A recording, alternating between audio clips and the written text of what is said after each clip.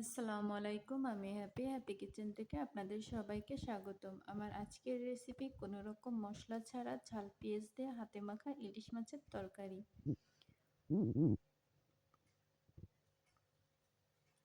তো নিয়ে নেব পেঁয়াজ, রসুন, কাঁচামরিচ। এখানে পেঁয়াজের পরিমাণটা একটু বেশি দিতে হবে।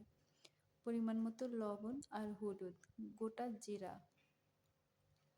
সামান্য কিছু জিরা, পরিমাণ মতো তেল। এবার সব উপকরণগুলোকে হাত দিয়ে ভালো করে মেখে নিতে হবে। এবার ধুয়ে রাখা মাছগুলো দিয়ে দেব। মাছগুলোকে ভালো করে মাখিয়ে নেব।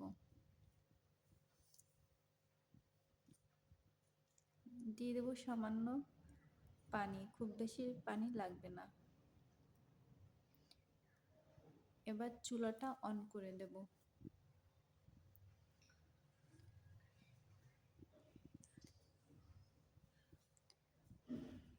প্রথম দিকে চুলার তাপ বেশি থাকবে, পরে পানি শুকিয়ে আসলে চুলার তাপ কমিয়ে দিতে হবে। হাতলটা ধরে একটু নাড়িয়ে দেব।